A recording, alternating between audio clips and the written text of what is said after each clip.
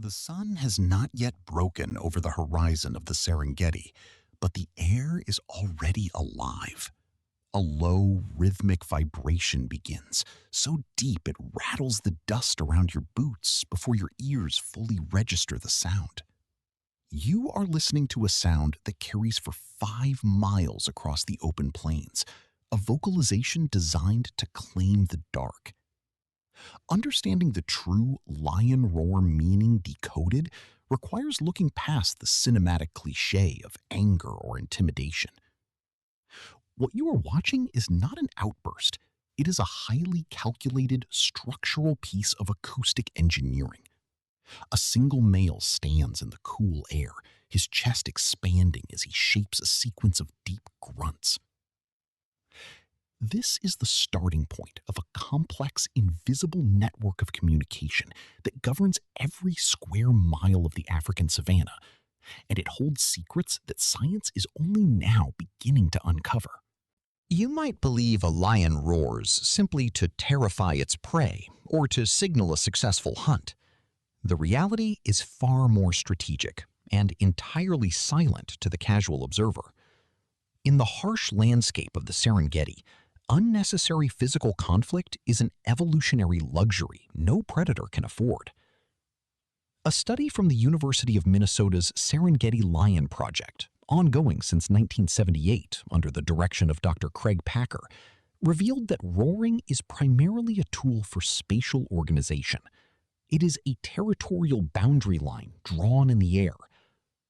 When that sound travels through the grass, every individual within earshot is calculating a precise mathematical equation.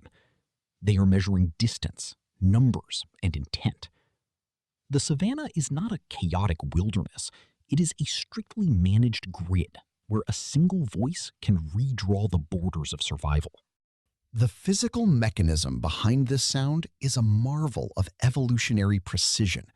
Unlike a human's triangular vocal cords, a lion possesses square vocal folds, a distinct anatomical feature documented in the Journal of Vocal Fold Physiology. This shape allows the tissue to sustain immense pressure without damaging the larynx, converting air into a low-frequency rumble with maximum efficiency. As you watch the animal lower its head toward the earth, it is using the ground as a natural sounding board to project the subaudible frequencies further. The sound waves travel through the soil as much as through the air. The pride members listening miles away are not just hearing the sound, they are feeling it through the sensitive pads of their paws. It is a long-distance biometric check-in that keeps a fragmented family unit completely synchronized in the dark. This acoustic network becomes a matter of life and death during the structural shifts of the pride. Research published by the Serengeti Lion Project in 1994 utilized playback experiments to test how free-ranging lions respond to these vocal signatures. The results altered our understanding of predator cognition entirely.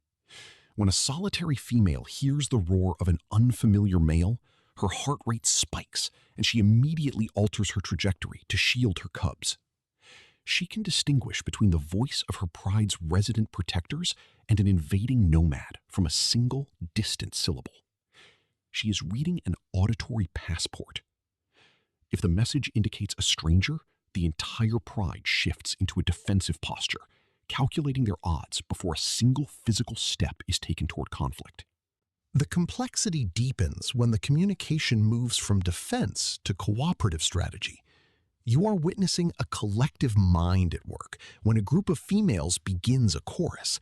It is never a chaotic wall of noise. The Serengeti Lion Project documented that lions can count the number of individuals in a roaring chorus. When a group of females hears a single intruder roaring, they approach the sound with confidence. However, if the playback indicates 3 or more unfamiliar voices, the listening lions retreat, displaying a clear understanding of numerical odds. This cognitive ability to assess relative group size through sound alone allows them to make tactical decisions long before the enemy is visible. Consider the vastness of this tactical map. A single pride territory can span over 100 square miles of shifting grasslands and dense acacia thickets. Within this space, individuals scatter to hunt, rest, or patrol. The roar is the thread that holds the fabric of the pride together across these massive distances.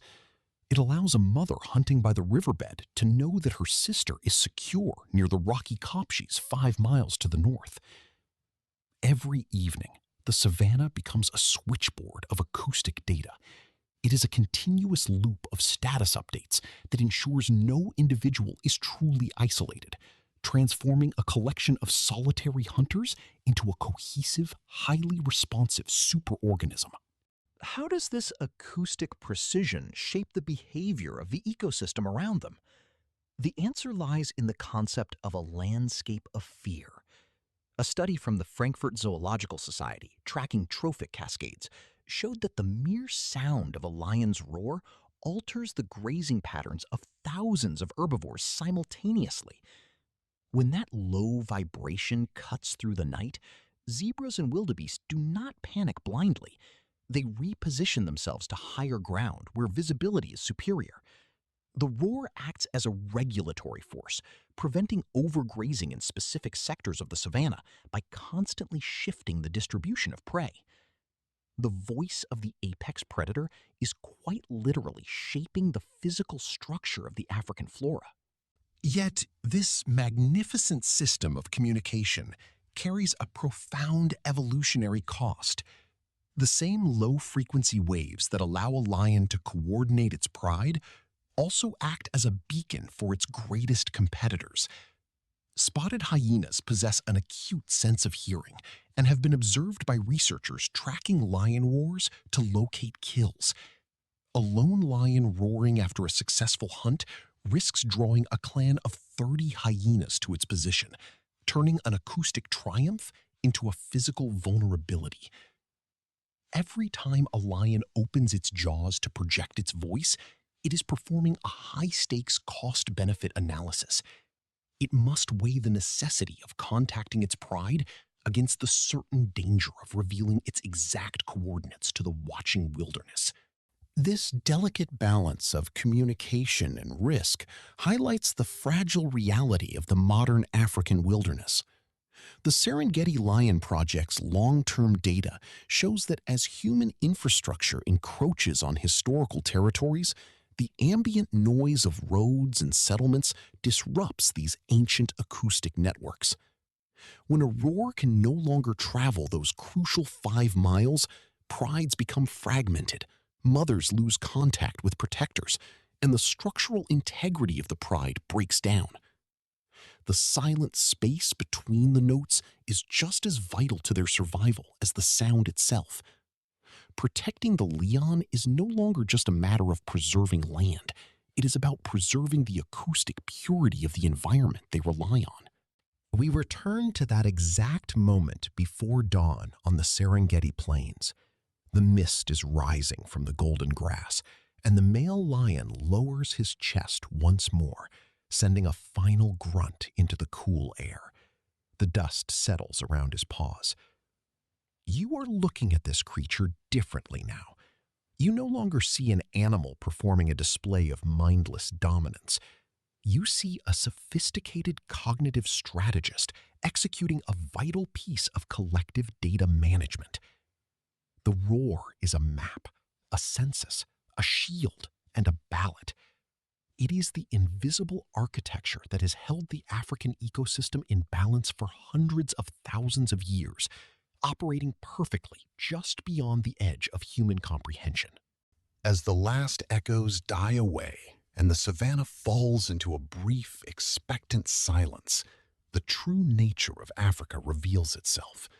It is a world where every sound has a cost, every silence has a purpose, and no creature operates in isolation. The lion speaks not to terrify the world, but to sustain its place within it. Your understanding of this wilderness has shifted from a sequence of violent encounters to a deeply ordered, cooperative masterpiece of evolutionary design. The language of the wild is being spoken all around you if you only know how to listen to the subtle shifts in the landscape. The sophisticated communication of the savanna does not end with the apex predators of the ground. While the lion commands the horizontal plains with low-frequency vibrations, an entirely different, hidden intelligence operates in the vertical spaces above. In our next exploration, we will dive into the dense canopy of the dense riverine forests, where another master of strategy uses an entirely different sensory map to rule the shadows unseen. Click here to discover how the African leopard maps its territory through cognitive scent paths and silent geometry, rewriting the rules of solitary survival in a world built for the collective.